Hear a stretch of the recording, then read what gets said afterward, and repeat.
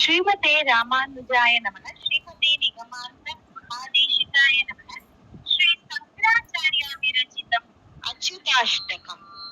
अच्युतं केशवं रामनारायणं कृष्णदामोदरं वासुदेवं हरिं श्रीधरं माधवं गोपिकावल्लभं जानकीनायकं रामचन्द्रं भजे।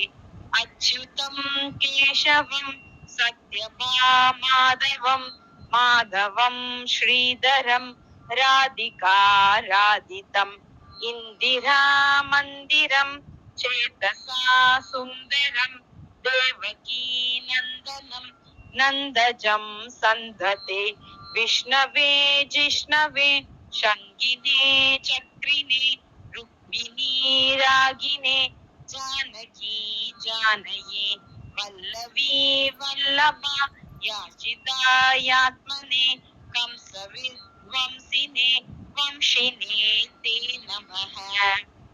कृष्ण गोविंद हे राम नारायण श्रीपते वासुदेव वाजित श्रीनिधे अच्युतानंद हे माधवादोक्ष द्वारका नायक द्रौपदी रक्षक राक्षस शोभित सीतया शोभितो दंडकारण्यभू पुण्यता कारणः लक्ष्मणेनान्वितो वानरै सेवितो अगस्त्य संपूजितो राघव पातु माम्।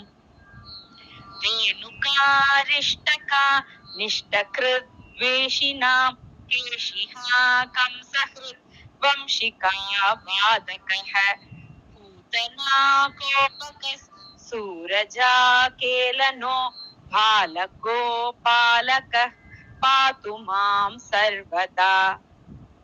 विद्युत उद्योतवत् प्रस्फुरत् वाससं प्रावृतं बोधवत् प्रोल्लसत् विग्रहं वन्यया मालया शोभितोरस्थलं लोहिताङ्घ्रिद्वयं वारिजाक्षं भजे। कुञ्चितैकुन्दलै राजमानाननं रत्नमौलिं लसत् कुण्डलं गन्धयोः हारकेयूरकं कङ्कणप्रोज्ज्वलं किङ्किणी मञ्जुलं श्यामलं तं भजे। अच्युतस्याष्टकं यः पठेत् इष्टदं प्रेमतः प्रत्यहं पूरुषः सस्पृहं वृत्ततः सुन्दरं कर्तृविश्वम्भरं तस्य वश्यो हरिः जायते सत्वरम् इति अच्युताष्टकं समाप्तम्।